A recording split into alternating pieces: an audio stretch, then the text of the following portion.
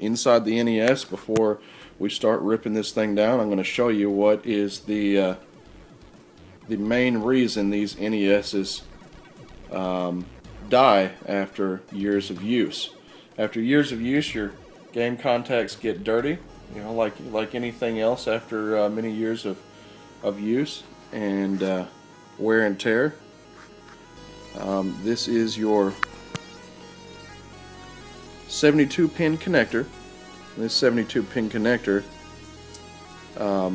is basically just that. It's 72 metal contacts at the bottom here. You got 36 here on the top row, 36 here on the bottom row. This portion that you see, all 72 of these pins connect to the motherboard of the NES. The top part here, you only see 36 of the pins.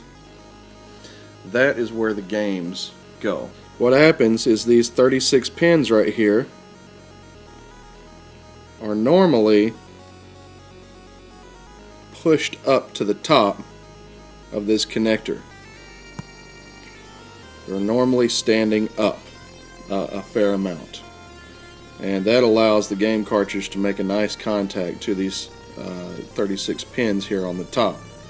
Over time, as you're pushing the cartridges in and out, it pushes down on these flexible metal pins, and eventually they don't spring back up like they're supposed to. When they don't spring back up like they're supposed to, you guessed it, you don't get a proper contact and your games don't work. Let me show you a 72 pin connector here that I've been working on. I'll show you an example of proper pin stance. You see these 7 pins right here that I worked on. I took my little handy dandy tools here, my paper clip and my clothespin here. Once you get your 72 pin connector out of there, you got a little bit of work ahead of you in fixing this connector. This is the main reason your NESs don't work, so this is going to be the main focus of this entire project, is this 72 pin connector. So take your time, don't be rough with it, don't force anything. That's the most important thing, because these pins can break. Now what I've done here is I've taken my pin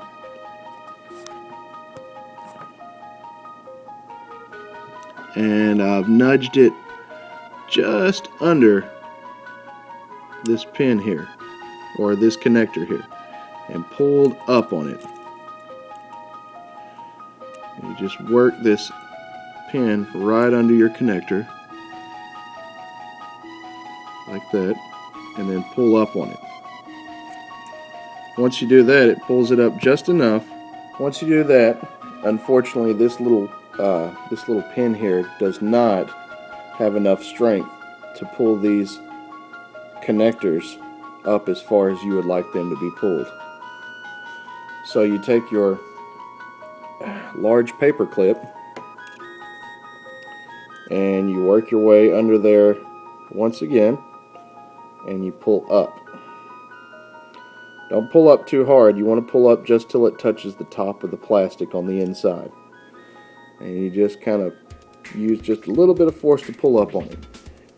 And you do that with each and every pin. What you want to do is probably start from the left, right here, this first one on the left, and work your way backwards, one by one, until you get all the way to the end.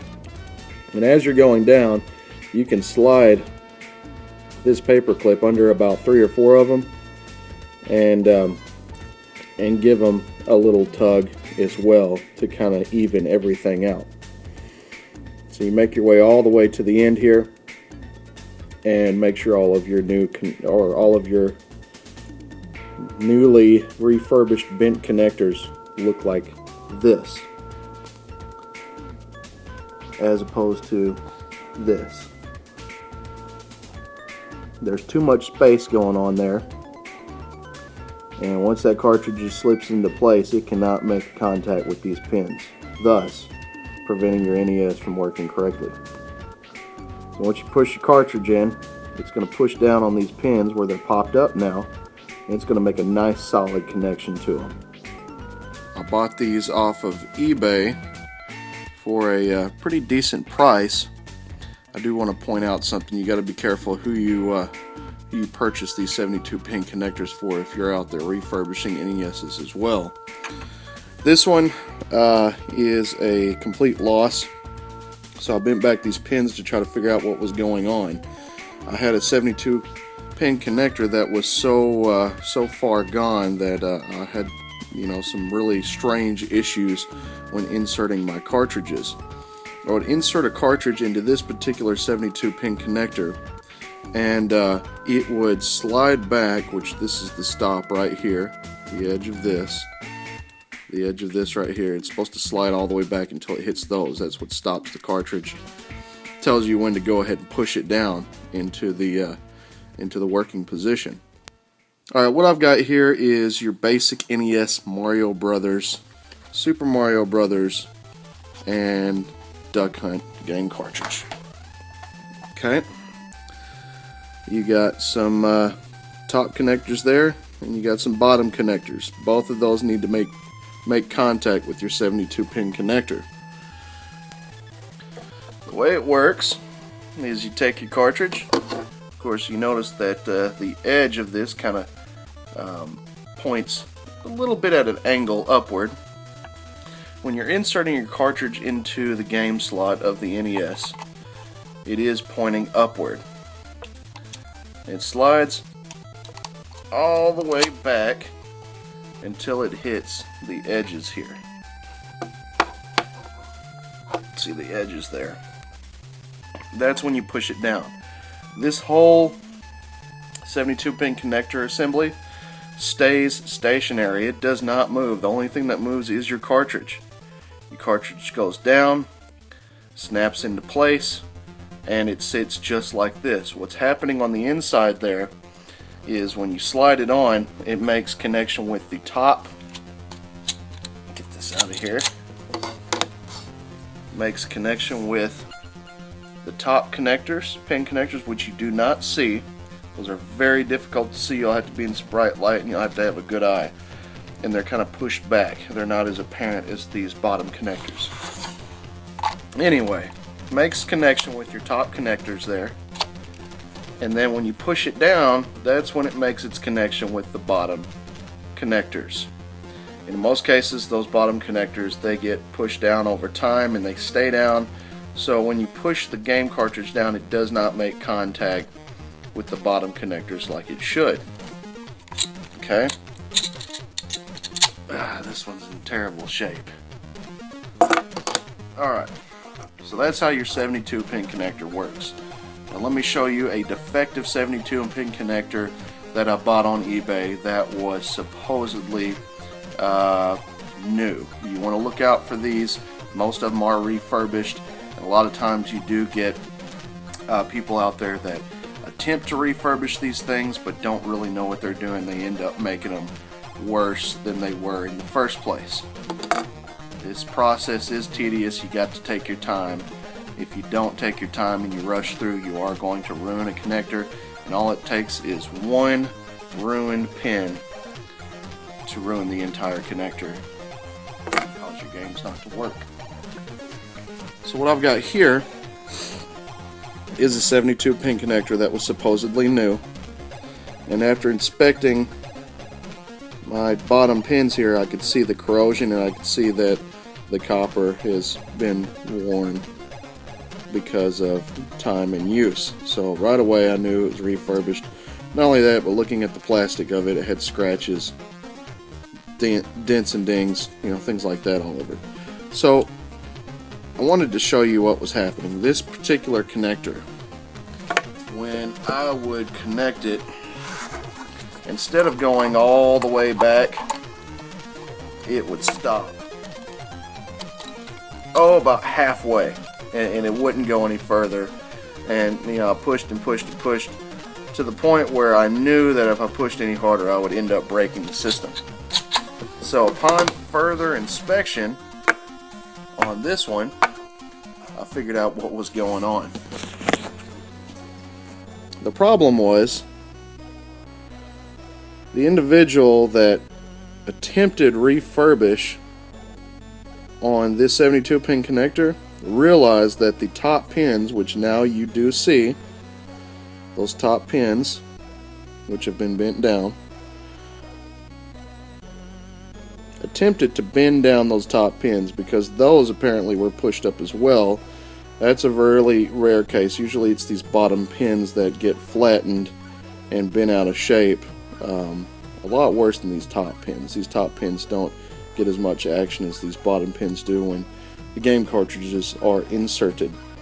So he took a pin, whatever tool he used for the attempt of refurbishing this game cartridge, or this 72 pin connector, jammed it in there and just started hacking away at it, and he ended up bending those top pins too far out of place. So now when I pushed my game back, what it did is it smashed them back to the point where it hit the plastic, and when it hit the plastic it stopped about halfway rather than going all the way back like it should. So all I was doing was damaging the pins by just simply inserting a game cartridge. Well, that's what this pin connector is for, is to properly be able to insert your game cartridge with the right connectivity so your game system can read your games. Well, if you buy these on eBay, and if they claim it's brand new, make sure it's a reputable seller, and make sure that it is in fact factory new, because these are being manufactured by third parties. And make sure you're dealing with a reputable seller there. I got this as a lot. I was happy with it, so I'm not too upset that I had two of these pin connectors that were claimed to be brand new, but they were really refurbished. In fact, they were refurbished and damaged. They weren't refurbished, they were just damaged in the process of the attempt. He got the bottom pins right, but the top pins, he mangled them, and I wasn't able to push back the cartridge any further. This is how it's supposed to look. The bottom pins, as you can see, have been raised. The top pins, you can hardly see them, but I did inspect them and they were sitting at a pretty good point. They weren't smashed upward, so they were making a good connection still with the game cartridges. They just needed to be cleaned, and I used a toothbrush and some rubbing alcohol and got the corrosion off of those. And then I bent these back up very carefully one by one and cleaned those as well. So we're going to go ahead and install this back in the system, and we're going to test out again. It's such a good refurb, and the pins have such a tight connection that you can literally start the game when it's in the up position. Check that out.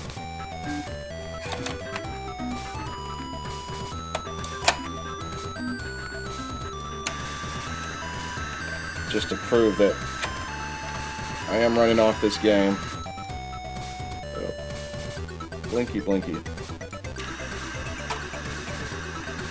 Put it in place,